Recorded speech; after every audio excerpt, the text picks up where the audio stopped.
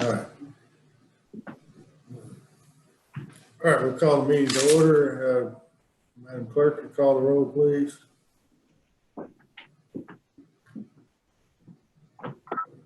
Oh, we're unmuted now. Okay, Commissioner Bartleman. Here. Commissioner Parker. Here. Commissioner Jones. Here. And Judge Clymer. Here. All right, everybody's here. All right, thank you. And Commissioner Bartleman, you offer a prayer, please. Sure. Father, we thank you for the blessings of this day. We ask a special prayer today, Father, as the country deals with this crisis we are facing, Father. We just pray you be with the national, state, and local leaders as they guide the citizens through that to keep them safe. Father, we just pray you be with all the healthcare workers that are providing the care and risking their own health, their own lives doing. Father, we just pray for our first responders who are out there also, Father, in dealing with this crisis. Again, we just thank you for all that you do for us. It's in Jesus' name we pray. Amen. Amen. All right, join me in pledge allegiance, please. I pledge allegiance To the flag of the United States of America, to the republic for which which it it stands, stands, one one nation, nation, under under God, God, indivisible, with liberty, justice justice for all. All right. And first on the agenda is the consent agenda. A motion to approve the agenda. Oh, So mate. moved. All right. Got a motion. We need a point here, Judge. Go ahead. We need to move B and C off the consent agenda and put it onto the public.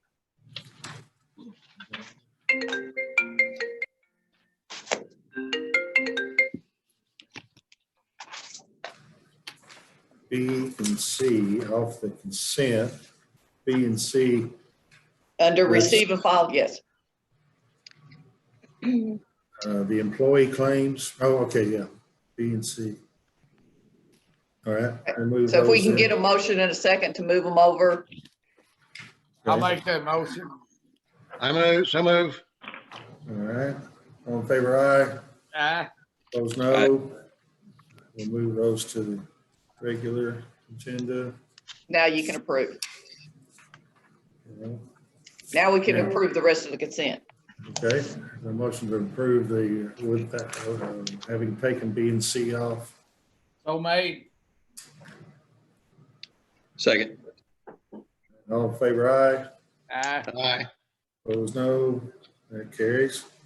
Budget transfers. It is ordered that the necessary cash transfers in the amount of $55,000 be made in order to pay county bills and payroll approved April 13th, 2020.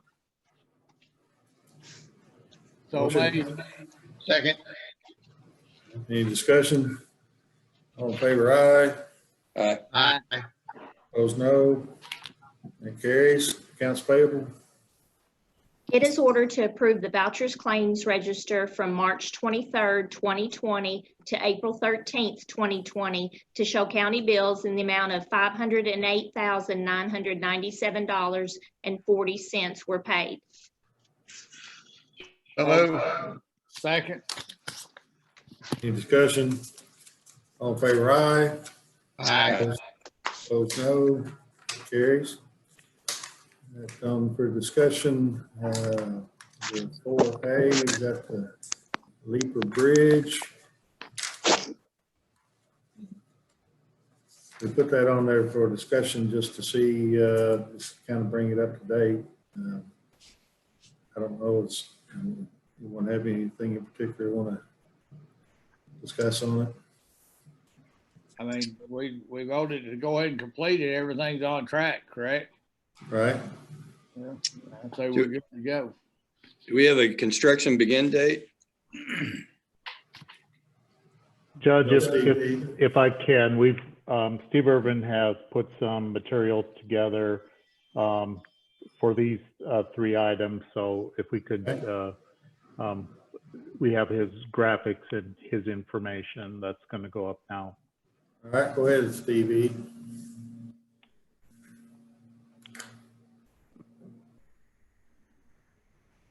Thank you. The McCracken County Sports Tourism Commission has been busy. Within the last month, the commission has prepared a bid packet requesting bids for 4 hardwood portable basketball courts.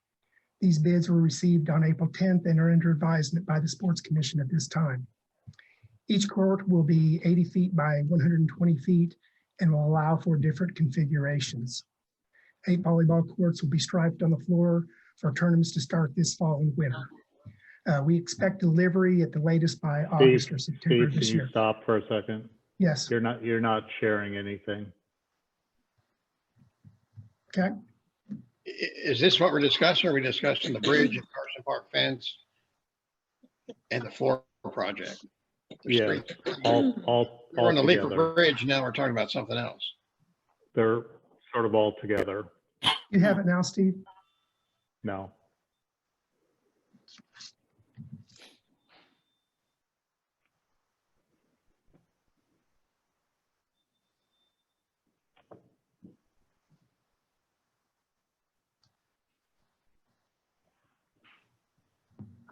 Still not on?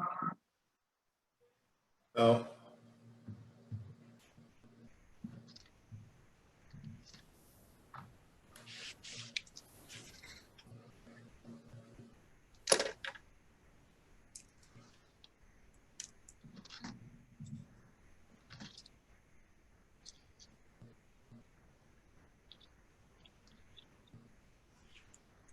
There we go. There it is. Cool.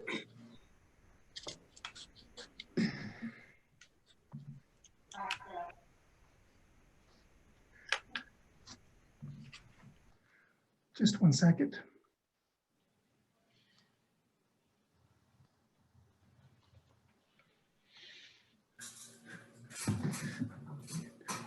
All 3 bidders have extensive experience in construction installment of floors.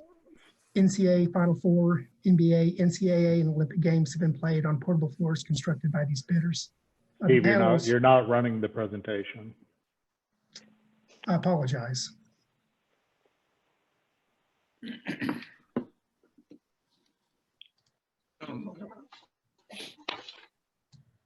What's on right now? The The, slide. Run the slideshow.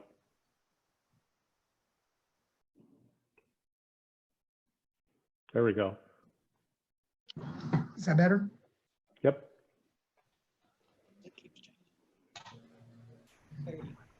Got slow. This gym has more basketball courts than the exposition center will have, but it gives you a general idea of how an open space can be converted into a gym.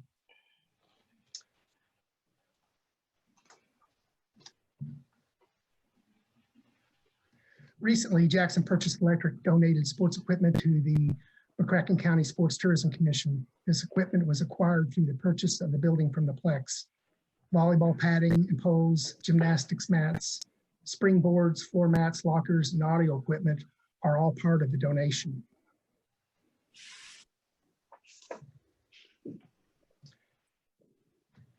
Additionally, basketball goals, scoreboards, benches, a multiple use card, and volleyball nets were all acquired.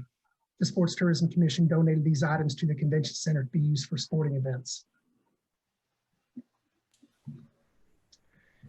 In April, May, the Sports Tourism Commission will be ranking multiple sites using site selection criteria. It is hopeful that the Sports Commission will forward 2 sites to the architectural team of Peck, Flannel, Grimm, Warren, Pros Consulting, and Hitchcock Design. This action will formally start the research and analysis and master planning by the consulting team.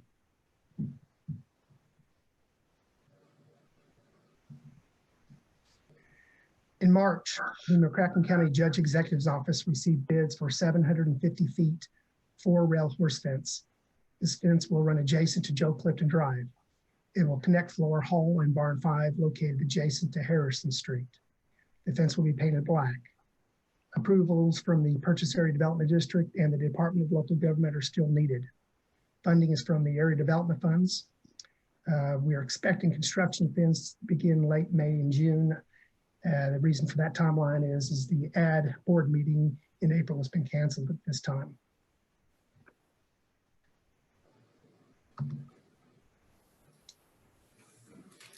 Construction will soon start, hopefully in July, on the footbridge that connects the city's Greenway Trail and Millennial Park to McCracken County's trail system that connects to the Air Park, Pump Park, soccer fields, and mountain bike trail at the Barrow Field. The top right map shows the location as it relates to adjacent parks. And you can see Stuart Nelson Park to the right, and of course the county park amenities to the left. A unified sign package is being developed at this time. This will direct bikers and hikers as they enter McCracken County Park to the different amenities in the McCracken County's park.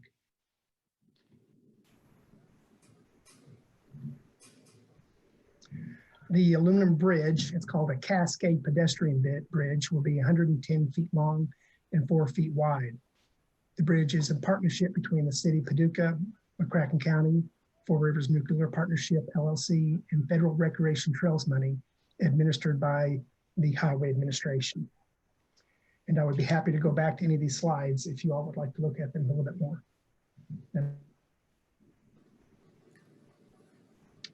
Any questions? Anybody want anything else? So on the, going back to the Expo Center and the purchase of the volleyball, basketball courts, what's the timeline on that project? We have 60 days. The bids are in. We have 60 days to review those and accept a bid. After that, you're probably looking at a timeline of 3 to 4 months, maybe even less than that, depending on which bid they accept to get that equipment in, or those floors in. Oh, So you're probably looking September. Yeah, Do we have to give final approval of that, or can the sports commission do that without our approval? I think it's going to take both of you, since the fiscal court will be providing the financing for the project. By that comment, you mean we do the paperwork, but they pay it, or are we gonna be responsible? Now we'll use transient room tax dollars to pay for the floors, but we will do the actual financing for them. If they come up short in funding, do we have to make that up? Well, on the floors project, we shouldn't come up short on funding, because the plan I'm recommending is that McCracken County will issue bond anticipation notes, and what that will do, that will save the Sports Tourism Commission. They can keep their funds liquid, and as they develop their business plan for the bigger park, they might need cash. So while they have about half the money they need on hand to do the floors right now, with, I think, both with the need for liquidity, especially now during the COVID crisis and the undoubted sharp decline we're going to see in transient room tax collections for the next couple of months, I'm recommending we do a bond anticipation note and capitalize the interest on it for a couple of years, for up to 2 years. And what that'll do is that'll allow them to go through their entire master planning process for the bigger soccer field project. And then when the county is asked to issue bonds for that, using transient room tax proceeds as the payment for those bonds, we'll take out the floor project at that time and wrap it up into a bigger bond. You plan to borrow enough just for the floor project, or will you borrow some also for the other project they're working on the master plan? At this time, the bond anticipation note will just be enough just to pay for the floor project. And would that'd be just a 2-year note, and then in 2 years, hopefully they're in a situation they can pay that off with a bigger bond for a bigger project. Is that correct? Correct. Yep. What's your idea on where to borrow that? KCO has some short-term funding where you can borrow for 2 or 3 years and pay the interest, or is it better to go to a bank? Or I always hate to pay the cost of a bond when you pay all the bond counsel and the other fees. Can we just do it as a loan from KCO or a bank? A bond anticipation note is effectively a short-term loan from a typical lending institution. It does have to be competitive, and it does require approval from the State Department of Local Government. But I very much expect it will be a local financial institution that will provide that funding. And what's the timetable on that? When would you borrow that? And because interest rates right now, I guess, would be pretty low. Yeah, I think our financial advisors is predicting extremely competitive rates right now. So as soon as the Sports Tourism Commission makes a decision, we'll do a thing called a reimbursement resolution for both the Fiscal Court and the Sports Tourism Commission, and we'll get that out. I don't know if we know yet from whoever the low bidder will be, what our terms for payment are. I think when Steve was looking through that stuff today, help me out here, Steve, we were looking at least a 90-day turnaround on the delivery of the product. Yes. So we're going to need funds in no sooner than 3 months from now. And what interest rate were they looking at? Did they make a prediction on how competitive it would be? Well, I hate to put it out and be wrong, but sub 2%. Is there any money available in any of these stimulus funds that are coming out? They're putting some infrastructure money out. Is there anything we can get from the stimulus funds? Not that I've seen yet.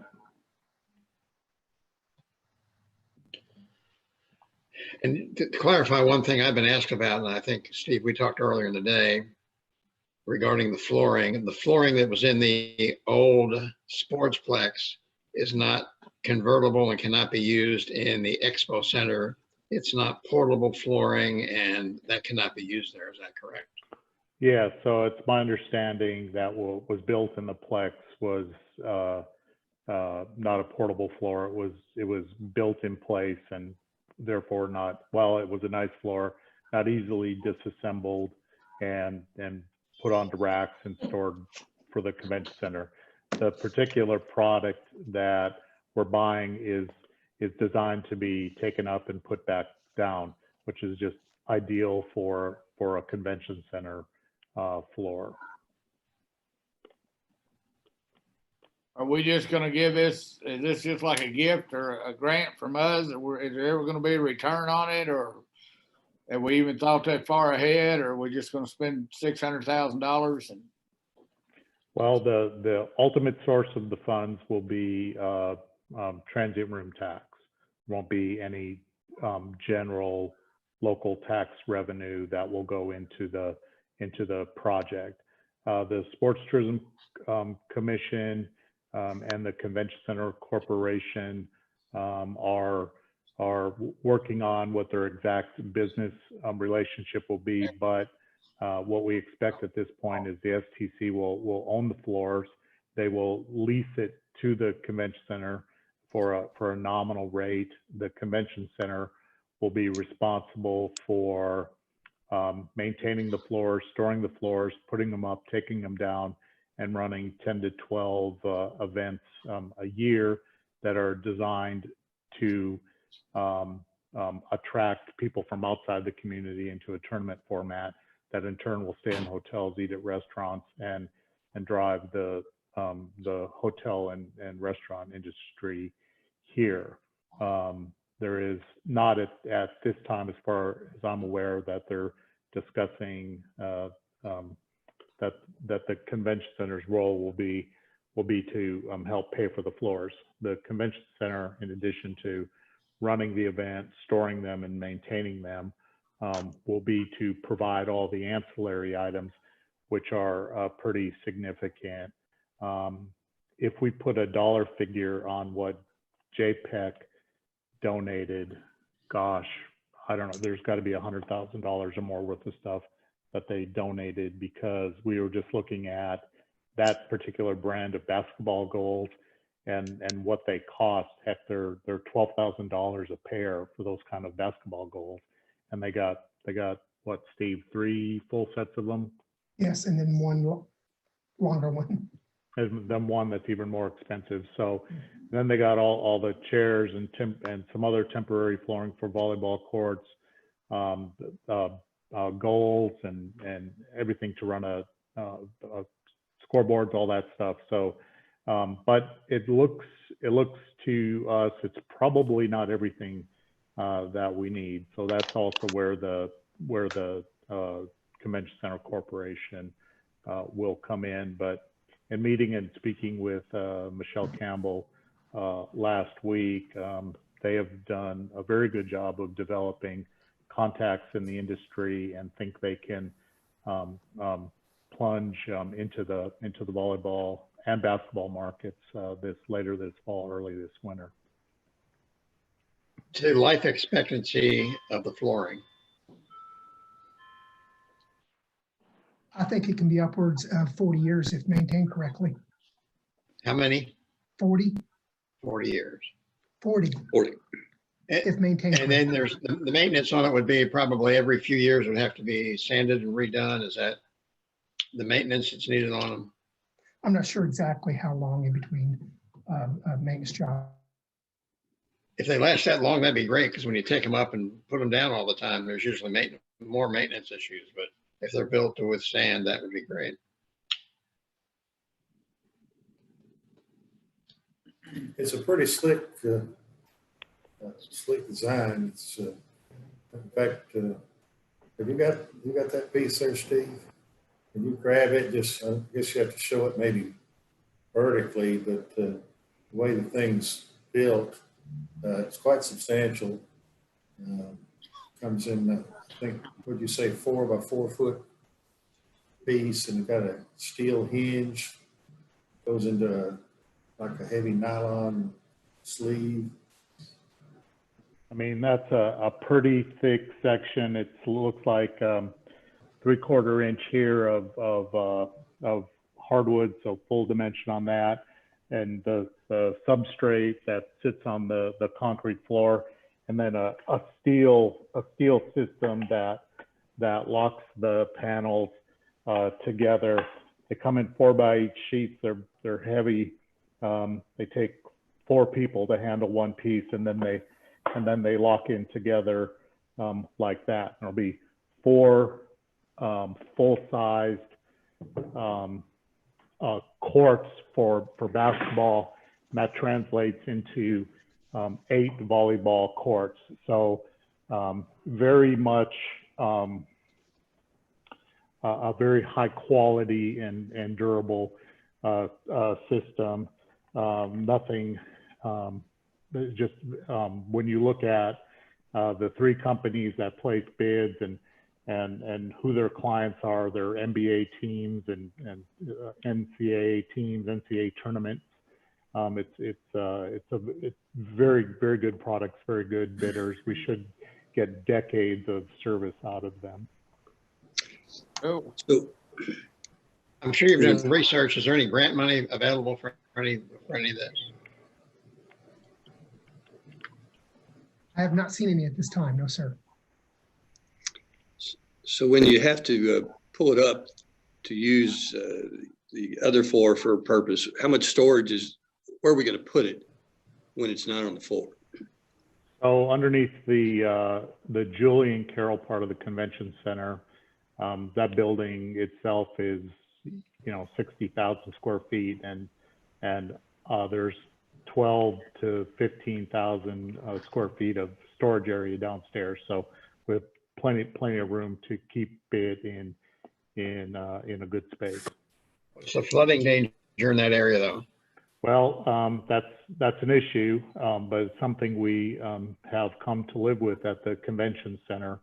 The good thing, the bad thing about being right on the Ohio is the flooding. The good thing is we don't really suffer from flash floods. They're slow moving, and it gives us time to react. In past floods at the convention center, 2 things have been able to happen through Rick Murphy's efforts and the Paducah flood wall. They've been able to erect a temporary barrier around the building that has That's happened 3 times now. And then in another cycle where we were unsure of our abilities to protect the building, we moved everything upstairs. So the second main floor where the ballrooms are, that elevation of that floor is actually above the top of the flood wall. So we took everything valuable and put it up on that floor.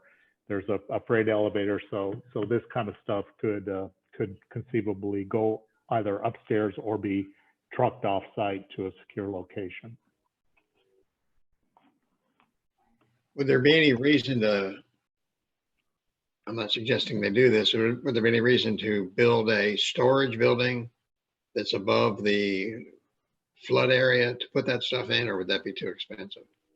I think they have plenty of room to deal with it on site right now. Okay. But you're saying if there is a flood coming down, there'll be enough time to move the $500,000 worth of flooring and a couple $100,000 worth of equipment. There'll be plenty of time to do that. Either move it upstairs or move it off site. Yep. Okay. Thank you. So people may be wondering why we go with a portable floor, and alluded to earlier that convention center, of course, has multiple uses. One of them being for conventions and for farm shows and various things like that, where they bring in tractors, farm equipment, maybe camper shows, boats, that sort of thing. And this flooring, a permanent floor, would not be compatible even with mats and coverings to accommodate that. And so that's why we need to be able to take the floor up. But it's going to be a high quality, very attractive floor. Goals, the bleachers are very nice. The mats that Steve was talking about. Of course, that facility, the building, multi-million-dollar building to house all of it, and the relationship that the sports tourism people will have with the convention center, I think will go hand in glove and really be a high-quality, attractive asset. Of course, we may or may not then have a need for the dome or the bubble or whatever you want to call it to put some equipment over there or work with the city on that to draw other things either separate or at different times or in conjunction. Might be able to have some overflow. So we've got a lot of options, a lot of twists and turns that you can capitalize on, I think, and it's. I wanted to be sure that Jackson Purchase Electric understands how grateful we are for getting that equipment donated. It's something that we maybe would not have been able to purchase on our own for some time, at least parts of it. And so we appreciate their joining up with us and offering that. Anything else? Ask a question about the bidding. I noticed that the low bid was about 25% less than the next bids. Was the quality of the equipment the same in all 3 of these bids? The flooring? Or was it the same flooring?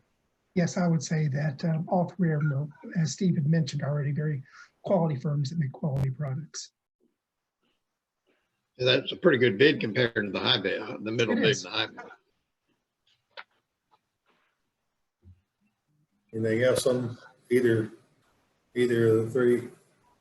Well, I think one more thing that to remind everyone, while it sounds like a lot of money, imagine if we had to build a building to go along with this. You know, this project just to do 4 basketball courts and 8 volleyball courts. You know, a 60,000 square foot building, paved parking, bathrooms, concession stands, just 25 or 26 feet of floor to ceiling space could easily be a $10 million project all by itself. So we're being able to get into this because of the partnership between the Sports Tourism Commission and the Convention Center Corporation, and use in that existing facility. It's a terrific partnership and a real cost-effective way for the community to get into this business. My understanding too is we're fortunate at the height of the Expo Center. I think it was about 2 or 3 feet higher than the minimum required. So I think we were either lucky or somebody really planned ahead. So that was good that it meets the requirements for height. We're lucky and we planned ahead. Say what, Judge? We're lucky and we planned ahead. Did we do that or did somebody else do that, Judge? Are we responsible for that? We'll take credit for it. That was No, very we much didn't. McCracken County at the time with the convention center. So I was telling some people it was no accident that 4 full-size courts fits in there. It's just, did think it would take 30 years to get there. But it was very much at the time thought they could get into indoor sports. Can I ask another question related to the Sports Tourism Commission? Yeah. They've approved a phase 1 contract to do some planning, and I think the gross amount of the phase 1 was about $250,000 or something. Steve, can that be done in increments? That if they get to one point, so they're not going to spend a full $250,000, do they do the first phase in stages? So as they go along, they might be able to save some money. Do you understand my question? Yes. And I don't think the contract was for that amount. I believe it was around 206,000. But this first phase, like I said, is for full master planning that will get us all the way up to just construction documents. There will be no site development planning after the first phase. Can there be some money saved if it's not a long search for a site? For example, if there's one site that sticks out above the others, can money be saved? And of course, it's their decision, not ours, but can money be saved? And Just if have you one site rather than study 3 sites? Sure. If you remember, I showed a graphic earlier that dealt with site selection criteria. That's actually being done in-house, and we're going to be going through that site selection with staff and the Sports Tourism Commission to try to get it down from the number that it is right now down to 2. So only 2 sites would be going to Peck Flannery Grimoire. Okay. And then what they do then, they do due diligence. Is that right? Environmental Quite a and all bit of that it, stuff. yes. on 2 sites. And if there's one site that's a favorite, it could save a little bit of money, I guess, couldn't it? Possibly. Anything else on any of the 3? Thank you for the update. All right, then item 5, old business. Is there a motion to remove from the table the old business under number 5?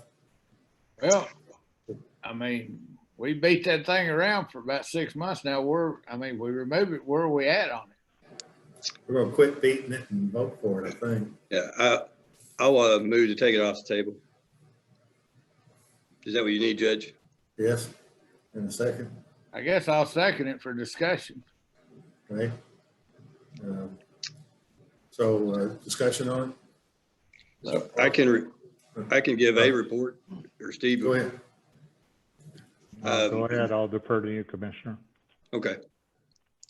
Well, I know that we keep kind of kicking it down the road because the lease has some incentives in it that go out to potentially 2034, and we own half of this building with the city, but our revenue sharing agreement with the city on this particular location expires in 2021 or 2022.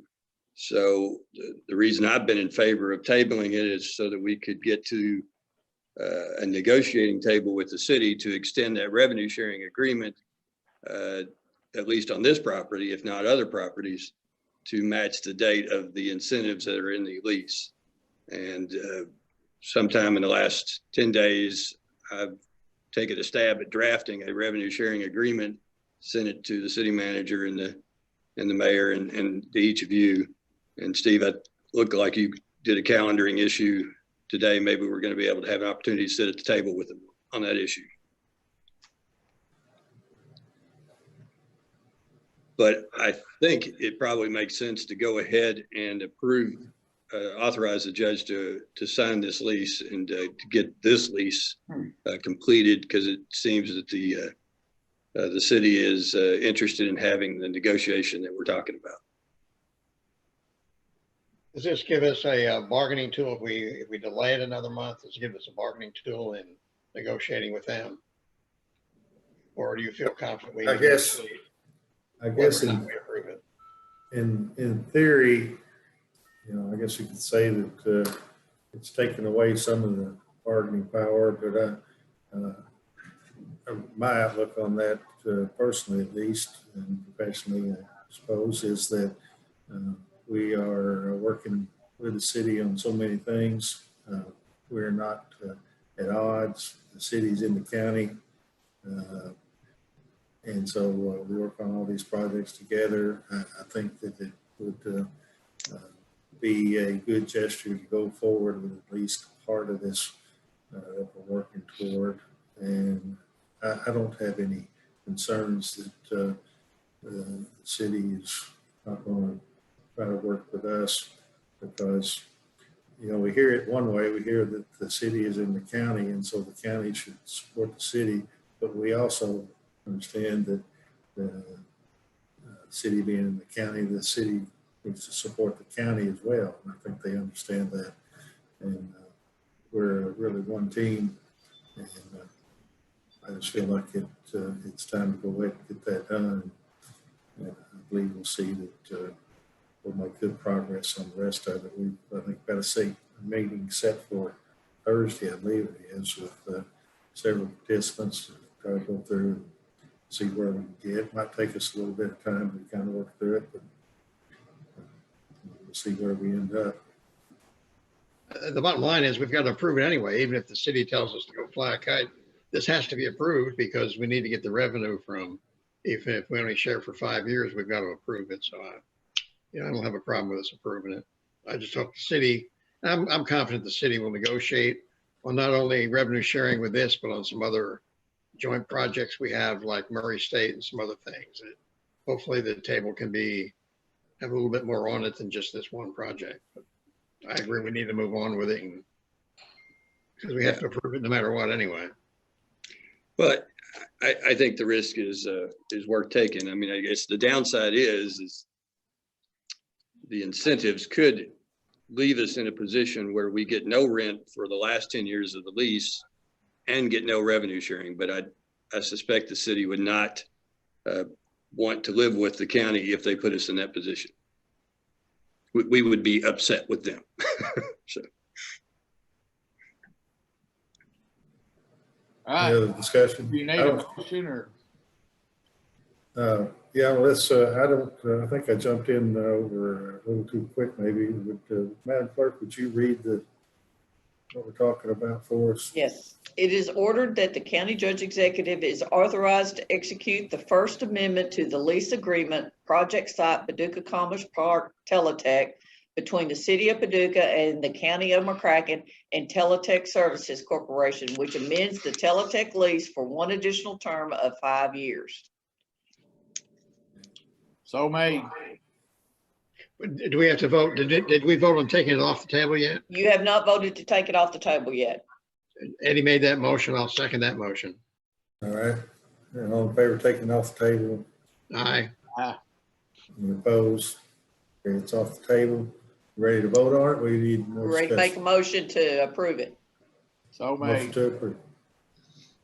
Commissioner Parker made the motion. Second. Any more discussion? All in favor, aye. Aye. Opposed, no. That carries. All right, item 6, court orders. All right, we're going to go ahead and do the two off the consent agenda. The first one is off the Okay. consent agenda B. It is ordered to record the employee claims from March 4th, 2020 to March 17th, 2020 in the amount of $8,643.66 for HRA FSA transactions. So made. Second.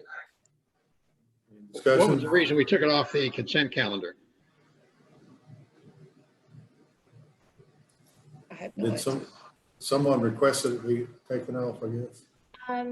There was an email from Vicky, Judge, that said that you wanted to take those off consent and move them to public.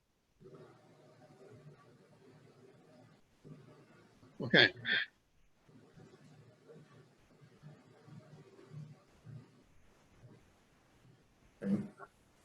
Okay. All in favor, aye. Aye. Aye. Opposed, no. That carries. Okay, it is ordered to record the employee claims from March 18, 2020 to March 31st, 2020 in the amount of $6,388.59 for HRA FSA transactions. So made. Second. Any discussion? All in favor, aye. Aye. Opposed, no. That carries. Okay, now we're going to court order A on the public agenda. It is ordered to approve the March transient room tax in the amount of $214,786.63 to be dispersed as follows. Paducah CVB, $64,300.51. Convention Center, $42,942.42. Sports Tourism Commission, $64,526.31, and escrow fund, $43,017.39. So made. Second. Any discussion? All in favor, aye. Aye. Aye. Opposed, no. That carries. It is ordered that the newly completed road known as Hunters Ridge Drive in the Hunters Ridge subdivision be accepted into the county road system. This road begins at the junction of Kentucky 1286, aka North Friendship Road, and extends 1,020 feet northward, then eastward to the end of the cul-de-sac at a distance of 0.193 miles. So made. Second.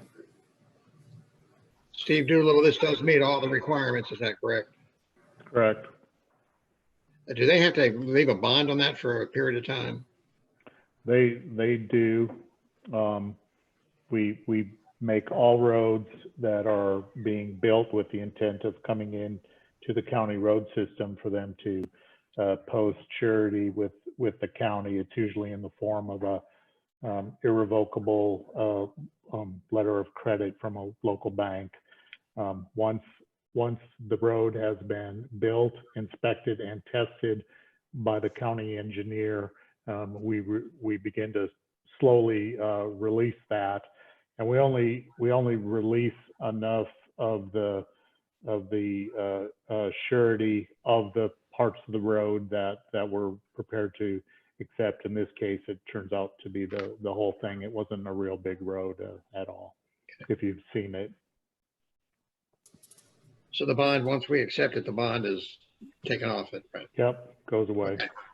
Yep. Thank you. I apologize, but who made the second? Eddie? Thank you.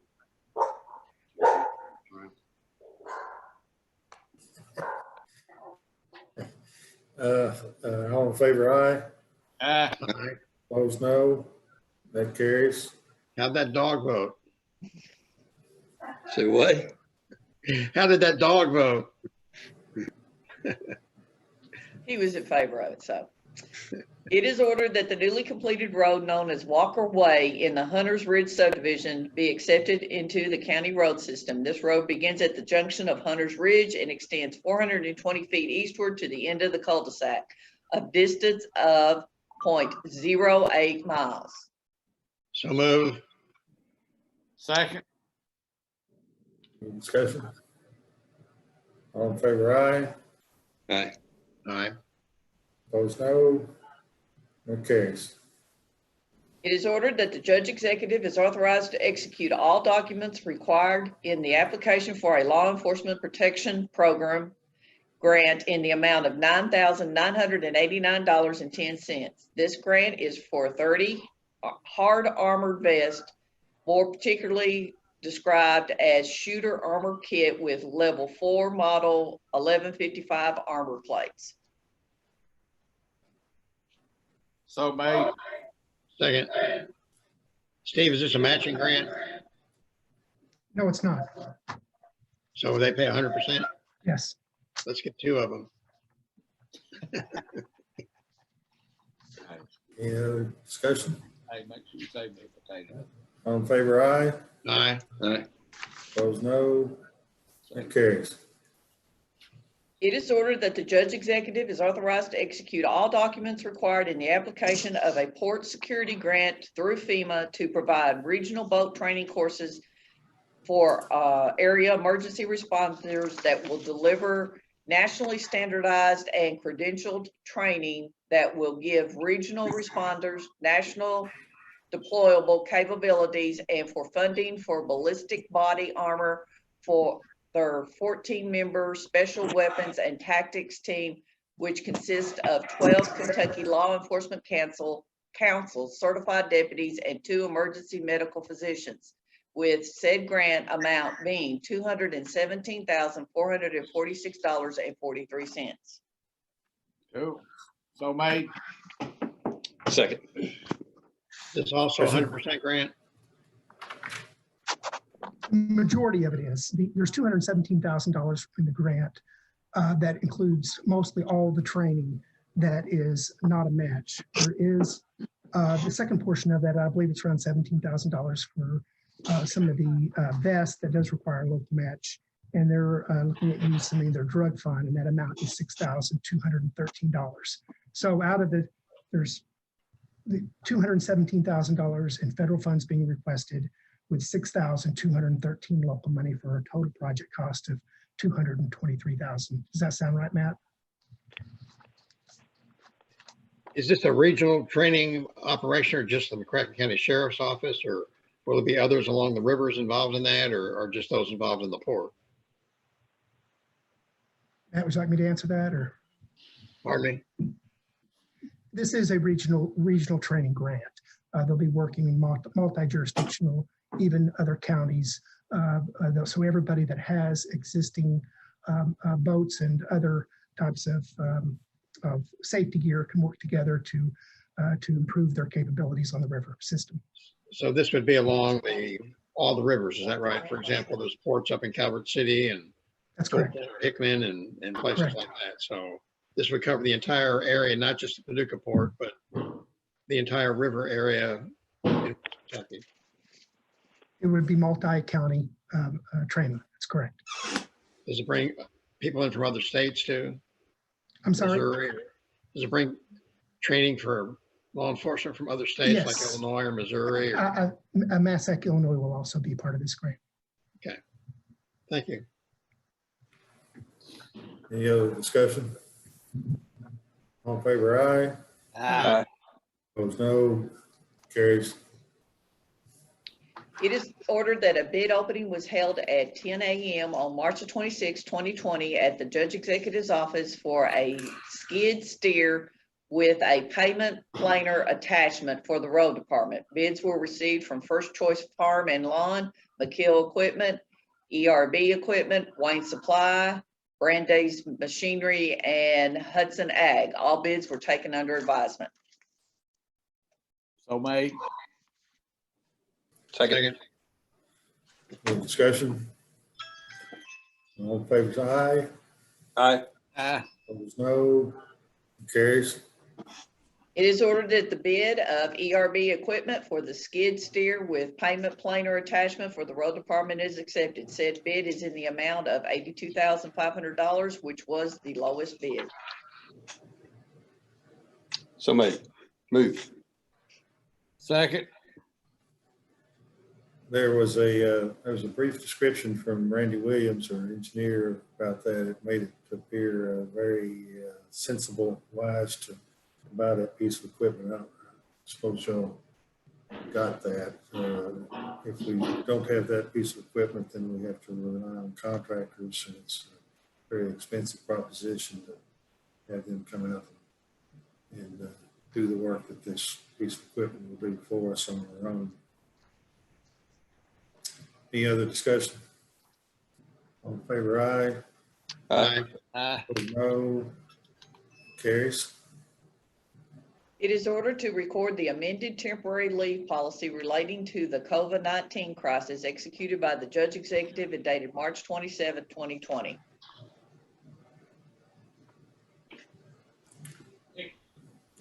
Motion. Did you need a motion? We need a motion. So made. I'll second. Any discussion? How has this affected our operation? Has there been many who have taken advantage of this, or what's the status? Well, you know the ins and outs better, Steve, than I do. When they take advantage, they're participating in it. So nobody is mistreating it or I think using it when it's not necessary. I didn't mean to imply that. I was just wondering how many employees we had. I didn't mean to imply that it was being abused. I just wonder how many were. It's we have a handful of employees that are for health reasons. They fall under the CDC guidelines, and accordingly, the amendments that have been made to federal law, and we are keeping them at home so that they don't risk exposure. We have a few employees that there's a child care exception that if you have children and they can't go to school or daycare because they're closed, it's eligible for that. And so that's been a critically important benefit for some of our employees. All in all, I think we've been able to keep our work group very healthy. We've had a couple of cases where people have been tested and suspected, but we have not had any positives among our work group, and that's tremendous that's working, and it because it could really affect our ability to do service delivery. The road department has staggered its start times just to keep people away from each other. The sheriff has separated up some of his staff just to stop that morning rush of congregation by shifting the divisions around. So I think all of those strategies have been effective. The ability for a few of our employees to take advantage of the additional leave time mandated by the federal law has all worked to our advantage. Good, thank you. Again, I didn't mean to imply anybody was abusing it. I was wondering if it was working for us. It sounds like it is. It is. Thank you. Any other discussion? All in favor, aye. Aye. Opposed, no. That carries. It is ordered to record the executive order instituting additional restrictions for the entry into the McCracken County Courthouse executed by the Judge Executive dated April 2nd, 2020. So moved. Second. Discussion? I'll just say sort of in a nutshell where we are at this point is, I guess the bottom line is if you're not an employee of the state or the county, then you don't come into the courthouse, with the exception of there are some people that need to participate in the court system that's located within the courthouse. And if they are unable to participate remotely, then they can come into the courthouse. That's going to be up to the judges, the judicial judges' determinations as to who can come in and who cannot. So we're working through that. Hopefully we're making progress on that. All the issues involved in that have been resolved, or are you still negotiating? Well, I think we finally got that resolved. It's a bit of a struggle, but I believe we're there now. We'll see how it carries out. Appreciate the time you've taken on that, Judge. I know it's been taking a lot of time that maybe it shouldn't have, but anyway, I know we spent a lot of time on it to make sure. And again, the bottom line is to keep people healthy, and I appreciate all the work you've done on that. I appreciate it. Thank you. Let's see, all in favor, aye. Aye. Aye. Opposed, no. That carries. Got no board appointments. Well, we have an additional order. Oh, we do? Okay. We do have an additional order. Hopefully y'all were emailed a copy of this. The order is, it is ordered that the ordinance number 2020-02 is amended to reflect the changes in revenue and apportions as shown on the attached. And you should have the attached amounts for each specific line item. This is the same as what we discussed last month, wasn't it, or a month or a couple This meetings is an ago? amendment to it. Okay, what's changed? So what has changed is we introduced this ordinance, and how budget amendments have to work, just like budgets. We present something to the Department of Local Government. They comment on it, and they approve or deny it. They really didn't like our approach for the first one for a bunch of reasons, but namely it's because they didn't want us to project revenues. They only wanted us to make amendments for things that have happened in the rearview mirror already. For example, we were projecting out the differences in the clerks' revenues for the balance of the year. Now, had we done that back in July, it would have been fine. They would have accepted it. But as an amendment, they had some difficulty with that. So, so as you look at it, we are primarily simplifying that process to just effectuate revenues that have already occurred in the past. Right, so we'll have to do this again in June at the end of the year. Yeah, for the end of the year. So after this first reading, this is an amendment of a reading that's already occurred. We will send it to DLG. We'll wait for them to return it, and then you'll have a second reading on this, and then we'll be into the budget cycle anyway. And Okay. we're primarily needed just to clean it up as a pre-audit issue. Right. Okay. So Pam, do you have anything to add to that? No, that's it. So does this essentially add about $1 million to the deficit? No, it doesn't. I guess if once we make all these changes, will our deficit be bigger or smaller? At least one of them. Well, it's not going to change it all that much.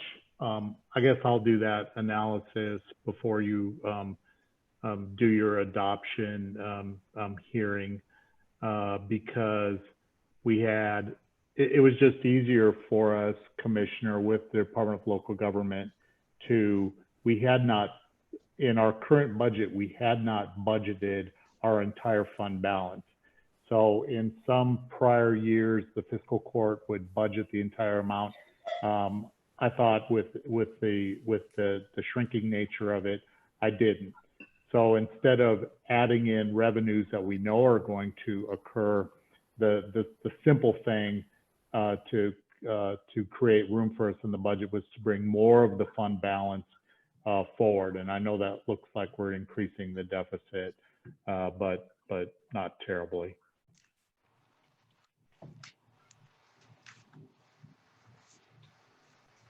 Any other discussion?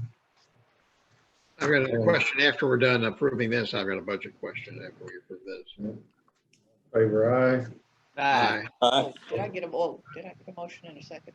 I think I need a motion in a second to approve. Oh, did we not do that? We didn't do that. Let's do that. I'll make Okay. Second, You get that motion in a second. Got it. Got it. All right. No more discussion. All in favor aye. aye. Aye. Opposed no. Carries. Steve Doolittle, I got a question regarding the budget process. Normally by now, we've got a calendar together on doing budget hearings. And obviously, we probably are not going to be able to do that, at least face to face during the month of April and probably not into May. What's our strategy on the budget? And has there been any direction from the Department of Local Government on how we need to handle the preparation of the budget? Have not seen any amended schedule, and obviously we can't go by, past July 1.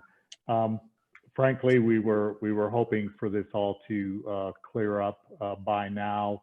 But by the end of the week, we're going to push out an amended strategy, and as uncomfortable as it may be to use this platform to do the budget workshops, we just might have to do it that way. And instead of doing a lot of them, we might do fewer of them and just try to condense the information as effectively as possible, because this is just not the best environment for pushing sharing papers around the table, but we'll do the best that we can with it. Would there be any reason to consider maybe doing basically a continuation budget, maybe with the cost of living pay increases and the rest cost of living, and then come back maybe late summer and put the real budget together, because we're still going to have to see the impact that this is going to have on revenue, because obviously payroll tax will be significantly lower. Net profit tax, we won't know that till probably next April. But is there any reason that we need to just put together a continuation budget, maybe with just the cost of living pay increases? No, I think we're going to have to take our best stab at what those are going to be. And that's going to be hard, because especially in occupational taxes, we've had some historical unexplained volatility in that collection, and I think it obviously has to be impacted. I think we're going to get a good idea. It's occupational taxes break down into two categories: payroll tax and net profits collections. Our next quarterly payroll will be in June, and I think that's going to be very revealing. The net profits tax that we were collecting, that was supposed to be completely collected in April, that at a previous fiscal court, you pushed that deadline out to July because the federal and the state government did so as well. So there's going to be some impact in this current budget, both from the June payroll collections and the fact that our net profits tax that we were expecting in this fiscal year are going to get shoved into the next one. So we're going to see a decline, even though this is collections from the prior year on net profits, 2019 tax returns. We're going to look okay in 20. In 21, which will be next April, which will be in the next fiscal year, we're going to see, I think, can't help but see a reduction in those. It's going to probably look normal because of the percentage of net profits tax that we expected to collect in this budget by June 30th is going to be shoved off into July. So I was hoping we were going to be able to start with the adjustments we've made to the budget on the expenditure side and the things we've done on the revenue side, I was hopeful that we were going to start to regain some financial stability. I think that's going to be delayed at least a year. Do you have an estimate of what percentage of the net profits tax has already been paid? Obviously, some before. I put that in a memo to you a couple weeks ago. I think we are, I can tell you, it's in this stack of papers. Well, that's okay. You can just email me. I'll take time for that. Yeah, if you refer to a previous memo I sent you, we had collected under $1 million of net profits, and that's usually about a $2 million collection, plus or minus. Jump in here, Pam, and correct me. Right. So we had every reason to believe we would have collected that by April 15th, but with that deadline, and I think historically we see April usually typically being a very busy month for us. July is going to be a very busy month for us with that collection being shoved out. Yeah, I knew you estimated about 50% earlier, and I just didn't know if that changed. No, it hasn't. So what employers in the county have shut down? I mean, I think most of the restaurants and hotels, they're all in the city. So school system's still operating, DOE still operating. The city of Paducah did some surveying. Granted, it wasn't, a random sample type study, but they asked people to report on their businesses, and they asked them a series of questions about employment and revenue and struggles and other things related to the crisis. A good number of those businesses that responded were outside the city limits, and the city was nice enough to share that data with us. And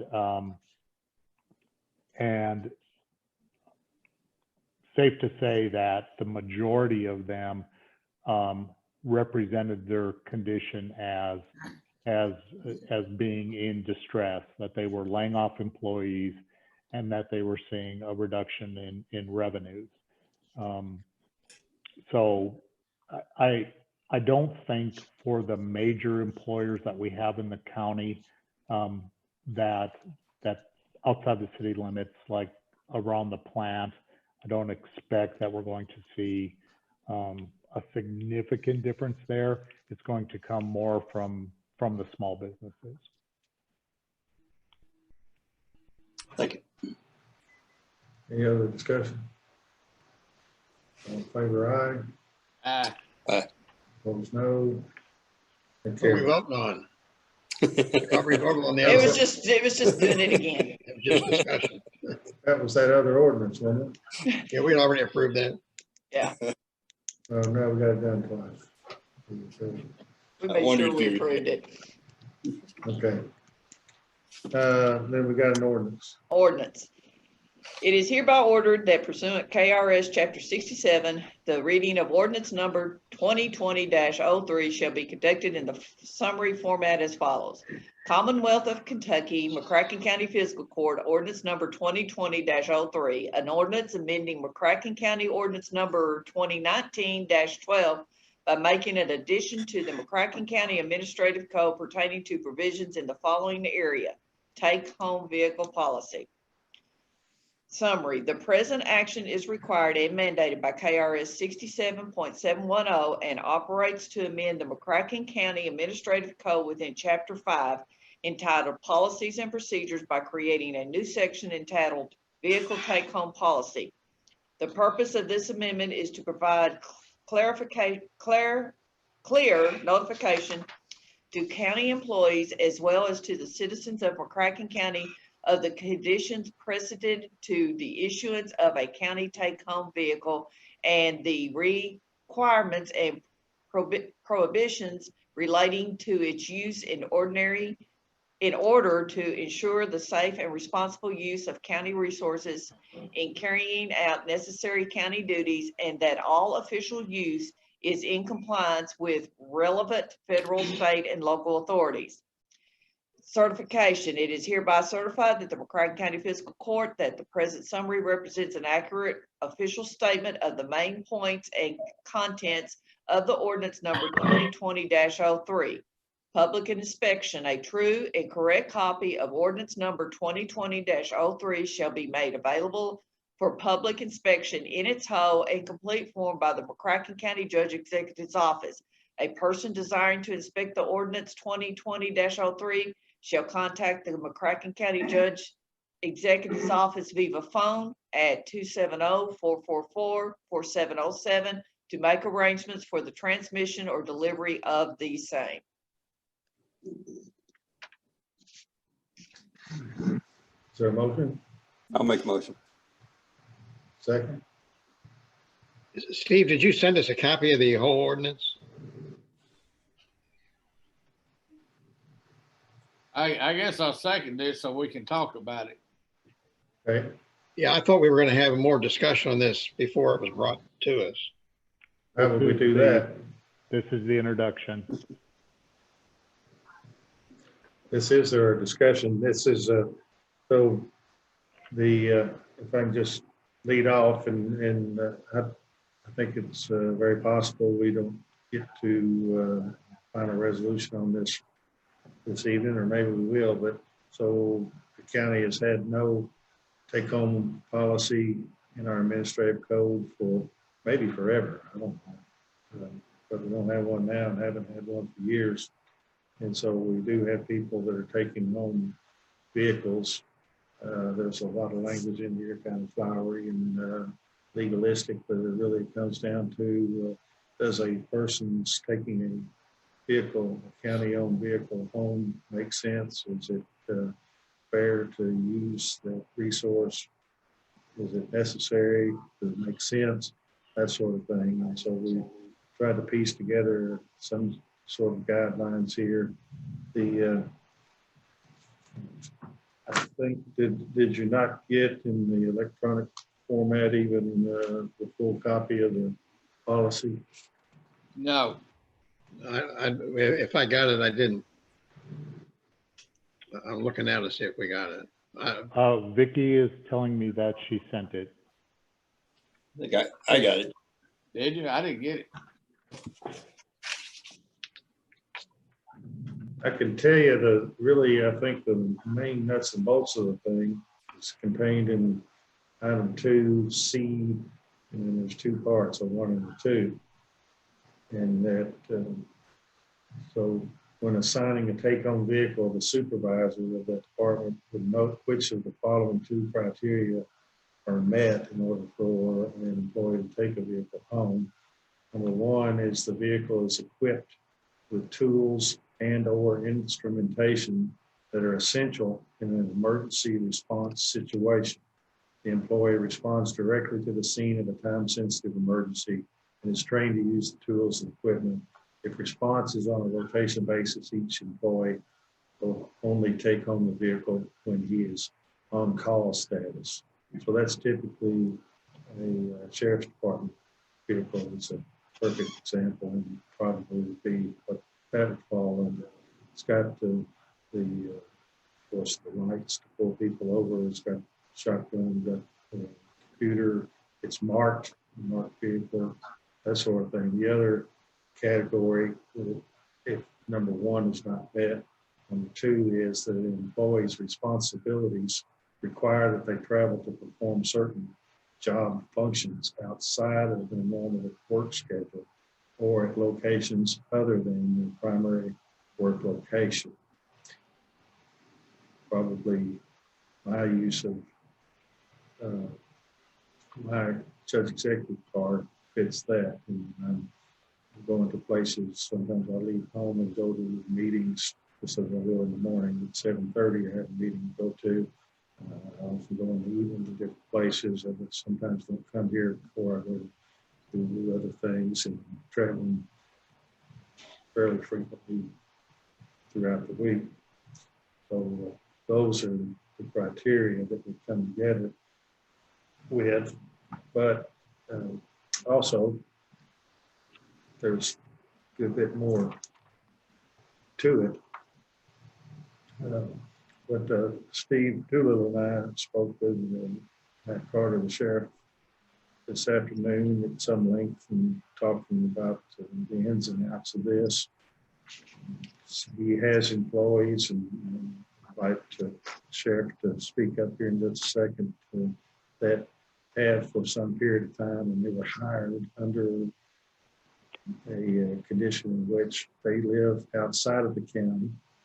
Oh, one of the other important aspects is that in this policy, if approved, it would mean that a person can only take home a vehicle if he or she resides within McCracken County. So the car does not go outside of the county. And, Sheriff, we want to speak to that. We have a number of sheriff's deputies who live outside the county, some of them quite considerable distance from the county line. And they were hired, I don't know how long ago, don't know if it matters. They were hired, understanding that they would be allowed to take the county marked patrol car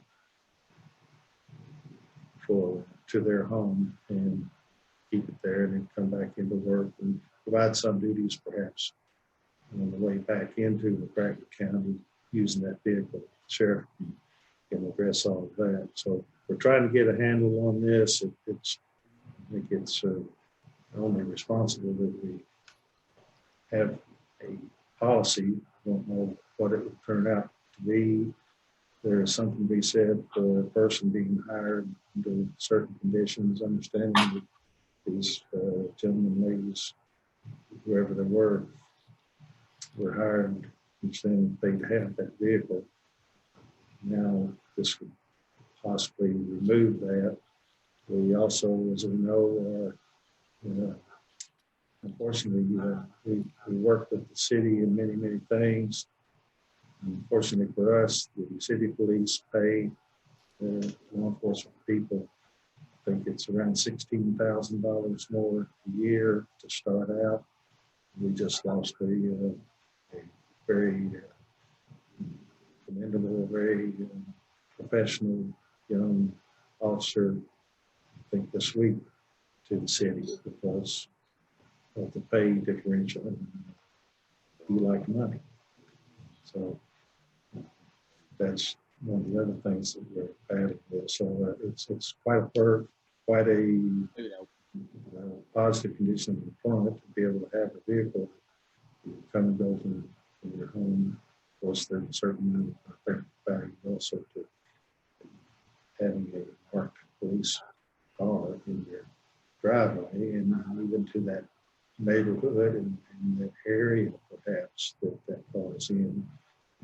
So we're trying to figure what makes sense, what's reasonable. Vehicles that go outside of McCracken County some distance and sit in the adjoining county. Where do we draw the line on that? So, Sheriff, you want to put your plug in, discuss it?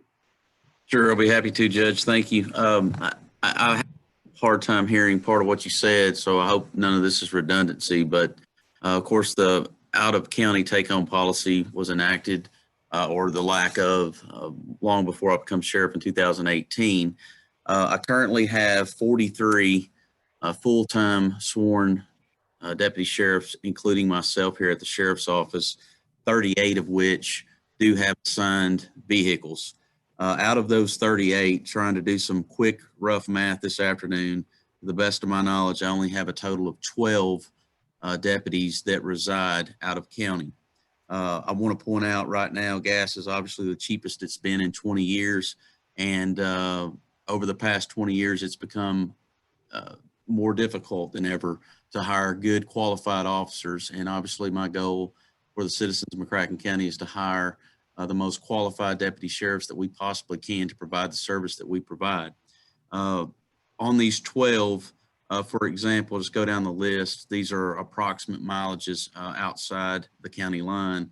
It goes from 9, 3, 3, 15, 16, 3, 16, 9. I've got 2 extreme cases of being just in excess of 30 miles, an 18 and a 21. The average, excluding those 2 extreme cases, turns out to be about 10 miles on the average. 4 of those are 5 or less miles. 6 of those total are 10 or less.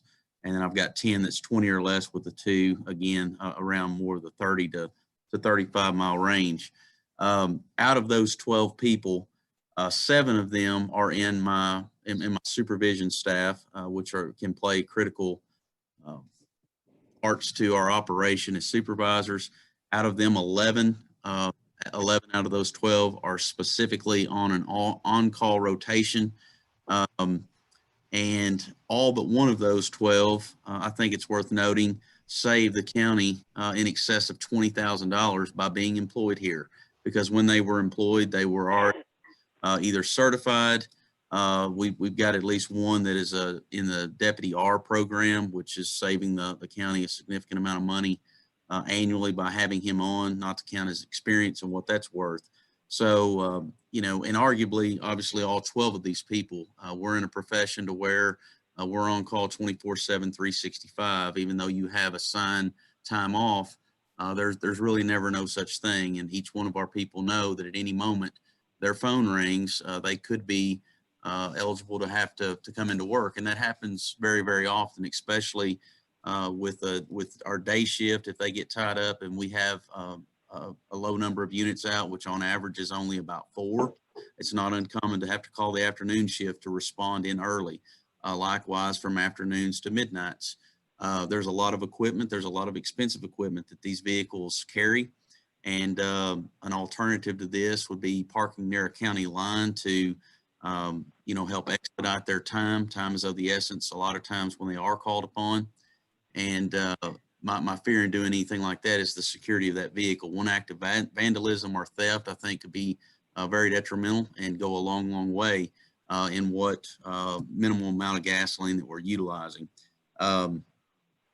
It is approximately, best I can tell, about 32 miles across county, being inside the county. So I believe that each and every one of these cases, for the most part, are well within, even residing inside the county, going from one side to the other to your assigned sector for any given time. We do utilize the take-home cars to their maximum efficiency. For example, an individual I've got that lives out near Callaway County, he routinely, prior to the COVID-19, routinely would bring in prisoners from Callaway County, Graves County, Lyon County, Marshall County on his way into work, therefore saving that trip on the transport officer.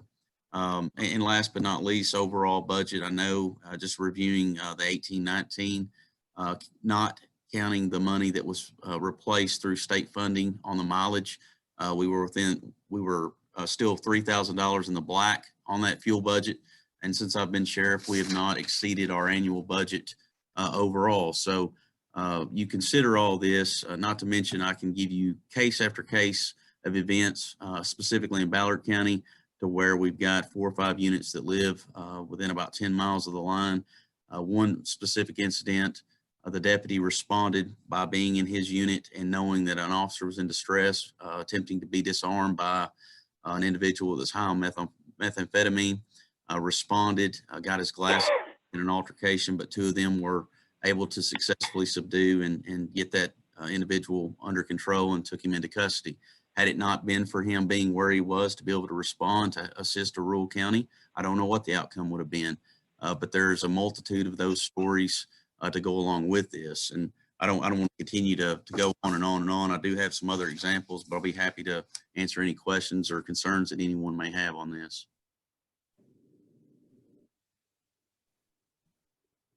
I have any comments, any questions about it? Steve, how many take-home vehicles do we have now that are not eligible if we adopt this resolution?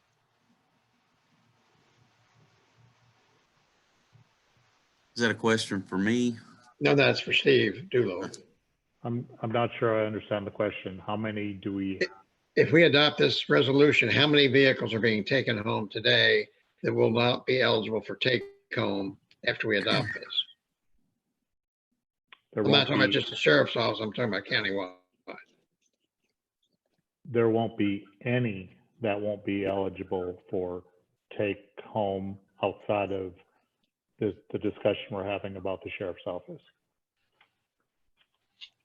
So the number of vehicles that are taken home in the jail, they'll still be eligible to take home. What do we have, 7 take-home vehicles in the jail? Is that what you I reported? believe in our previous report, there were 5. 5. I don't think that we need to go back on what we promised these guys that we've hired, number one. And I see all the pluses to having these guys have their take-home vehicles. I'd like to table this and let's take a look at it before we do anything drastic, and let's make sure. I mean, the biggest thing is the pay difference. This is one of the things these guys have that helps them out a little bit, but we're anywhere from 11,000 to 16, 17,000 per officer off on pay. So I guess we can take their cars and give them a $15,000, $16,000 raise and get them back up where they need to be. Steve, do you know what the city policy is on take-home police vehicles? Stay within county, Is it within city or county? within county. Okay. Do they have any officers that live outside the county? They do. They do. Probably not very many, since they're paying $15,000, $16,000 a year more than what. Well, I can tell you that that majority of our surrounding agencies permit out of county take home vehicles. That administrations across the Commonwealth are continuing to have to upgrade, if you will, some of the benefits to again secure the most qualified officers and to compete, for a lack of better terms, with other agencies. And again, there are the vast majority, all but 2 that I'm aware of in the Western Kentucky area, permits out of county take home vehicles. It sounded like, Sheriff, the vehicles that are being driven out of the county are bargains. Are all of them bargains, in that if we were to hire somebody that didn't have the training, we'd have to send them off to Eastern Kentucky to get trained and have a $60,000 investment, and we're able to defer or not incur that investment because this officer has already had that training? I can comfortably say with rough math that 11 out of these 12 that have current take-home vehicles that live out of county save the county right out of the gate in excess of $20,000 by us being able to forego having to send them to Richmond for this training. And not to mention, again, one specific officer that I have is in the Deputy R program. So with the savings on top of not having had sent him to the academy, him being a retired officer and coming back saves even additional. I don't know that exact figure, but I know it's pretty substantial. It sounds like you wouldn't hire a rookie out of Fort Campbell and let him live at Fort Campbell and Absolutely. Each one of these hires that I've specifically made since been sheriff, I've weighed this out in the balance, and I don't feel personally that any one is excessive enough based upon the totality of how we utilize them and their responsibilities, their pay. I definitely feel like the county is coming out better at the end of the day than the officer is.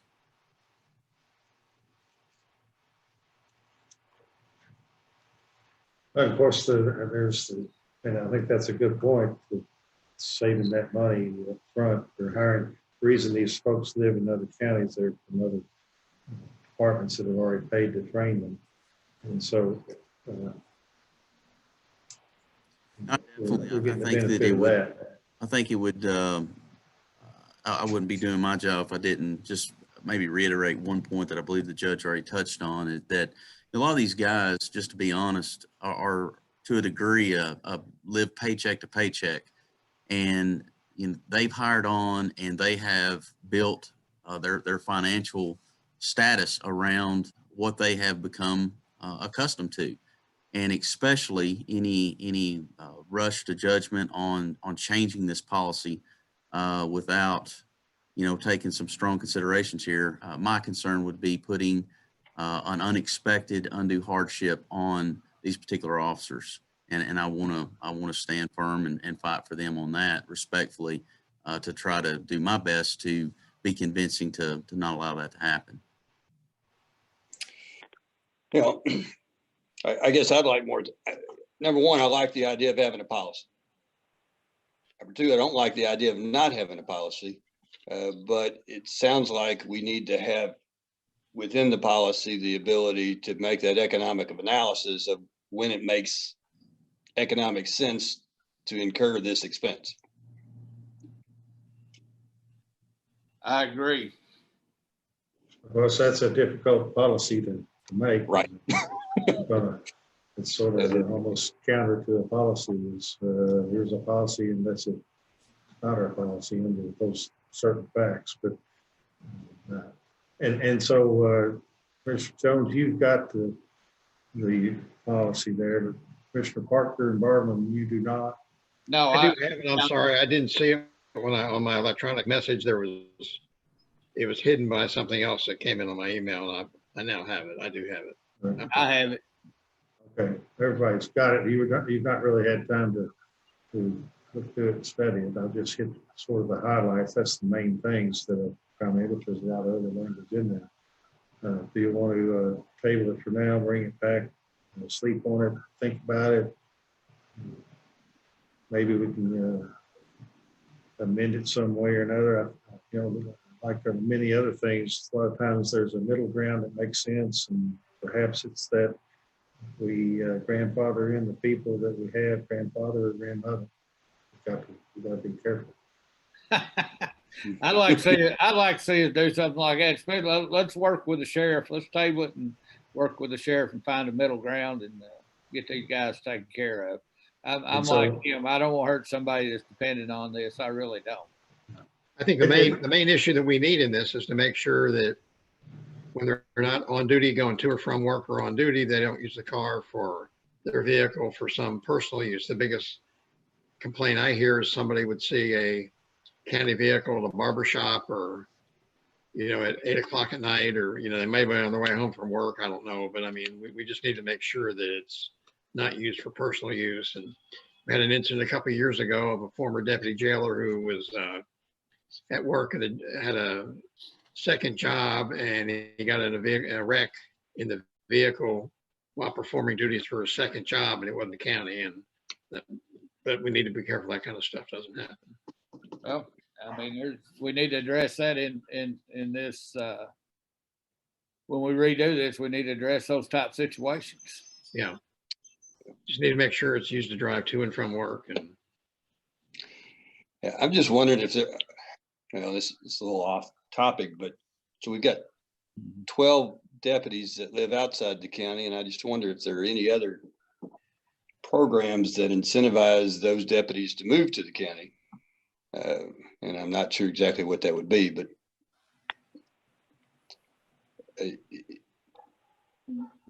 I guess I'd be interested to know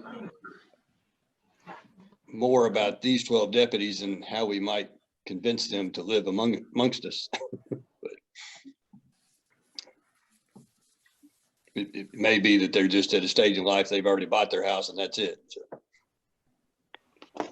I think whatever we do need to do, we probably need to grandfather in those who currently are employees who live outside the county, and maybe we can have some type of a restriction that they have to live within 10 miles of the county line or 20 miles, but those who we now have, we should grandfather those in and not change their agreement when they came to work here for the county and make a change in that. So I think we need to discuss it more. The sheriff makes good points, and we don't want to we don't want to lose a good employee because of $20 worth of gas a month. Okay. Well, I'll get with Steve Doolittle and we can talk it over. We've got your inputs on what you'd like, and maybe we can come up with some middle ground that makes sense. And perhaps we can build some sort of flexibility in there. If we had some superstar deputy that lives outside of the policy restrictions, and that's what a policy is about. It's supposed to be enforced, but maybe we can get creative and figure out a way to make some middle ground that makes sense, and still we're responsible for the taxpayer money that's being spent on this stuff and benefiting our county and only our county. There is a provision in there about in the proposed ordinance about it can only be used for Matt, can I ask you a question? business. Yes, sir. All right. Matt, can I ask you a question? Yes, sir. What do you think if we were to grandfather everybody in now who takes a car home, if they live in Callaway County, wherever we grandfather them in, they can continue to take the car, but we have a restriction that they have to live within some arbitrary mileage. Anybody hired in the future, they have to live with maybe 10 miles of the county line. Do you think that would work, or would that hurt in the future? Well, that's a difficult question to answer, just off the cuff, without being able to foresee the future. And obviously I can't do that. Right now with 43 full-time employees and only having 12 live out, and the average mileage of that, I think total being somewhere around 14 mile, I would feel very comfortable in making something to where, maybe a 15, 20 mile for future. I think that's reasonable. I think that, again, we've had incidents where we've had deputies live out in the most extreme northwestern corner of McCracken County. They're particularly scheduled to work the east side on that shift. And, arguably they've got as long of a travel to get into their sector going across a county the size of our county. And we had guys that live, 10 miles into Ballard County that could be over there quicker than they could, and they lived out of the county. So, I think that all of us are not going to be in our positions forever. But I think right now, respectfully, I think we could just reasonably visit each one of these cases in somewhat of a case-by-case basis.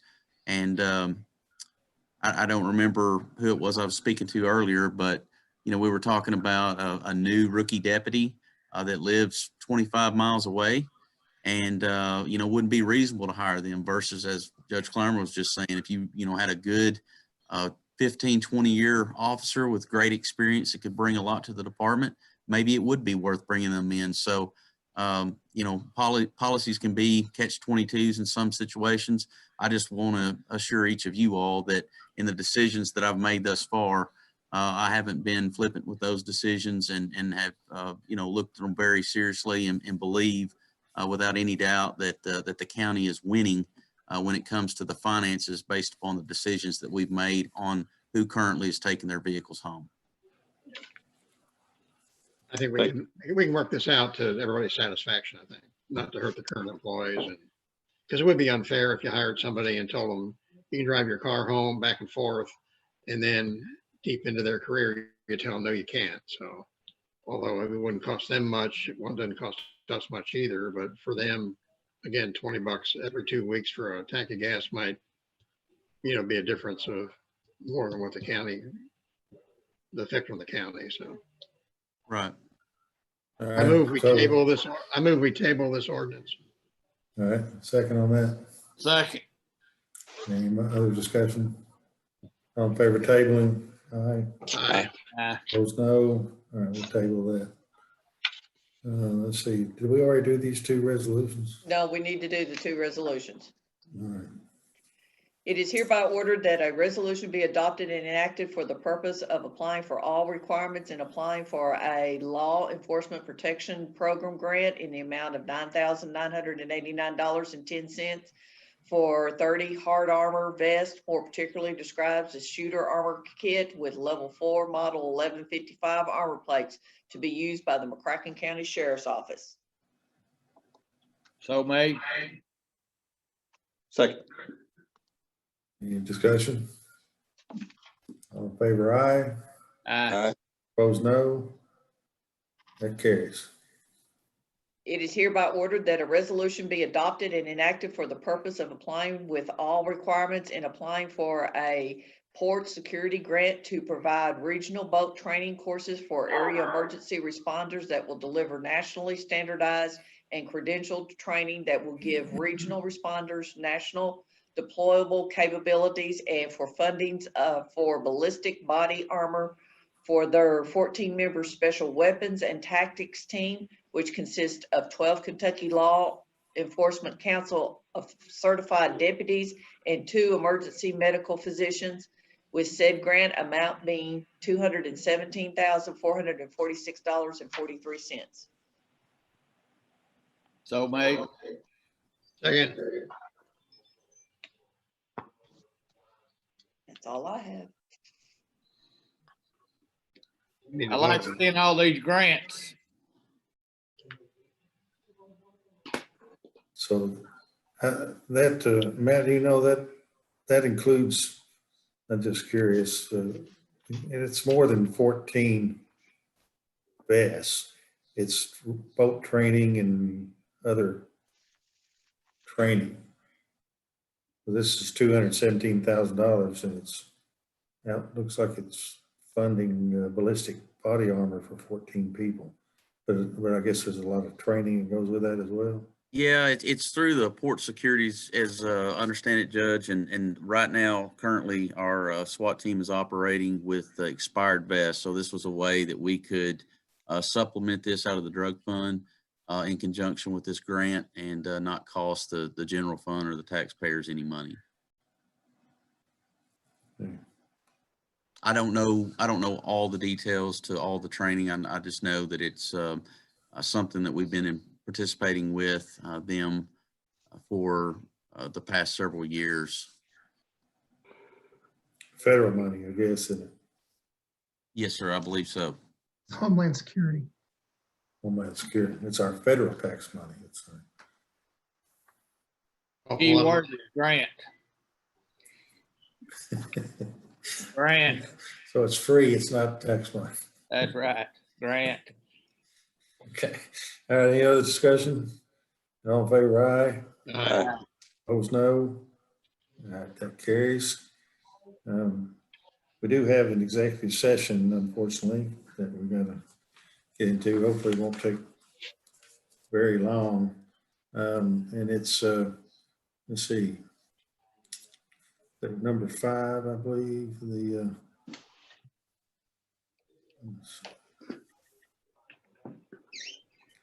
I think maybe it fits 2 different categories. One would be proposed or pending litigation is permitted by KRS 61810(1)C. The other, number 5, specific proposal by a business entity where public discussion of the subject matter would jeopardize the location, retention, expansion, or upgrading of a business entity is permitted by KRS 61810(1)G. So moved. Let's, okay. Yeah, there's a motion, a second. So moved. Second. Second. Any discussion? All in favor, aye. Aye. Opposed, no.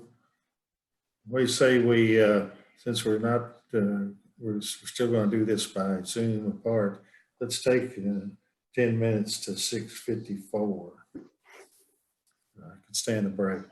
Steve, you'll make sure there's nobody on there that shouldn't be, won't you? Yeah, I'm terminating the live streaming and we'll terminate the channel 11 connection now. All right, Okay. we'll be back 10 then. Steve, no need for me to stay on, correct? Thank you, Matt, very much. Thank you, Matt. Right. Okay, what about, do I need to stay or? No, you guys can terminate your connection and leave the Okay. meeting now too. Thank you. All right. What I'll do.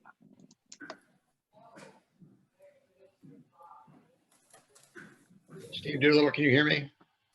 I can. I appreciate your help and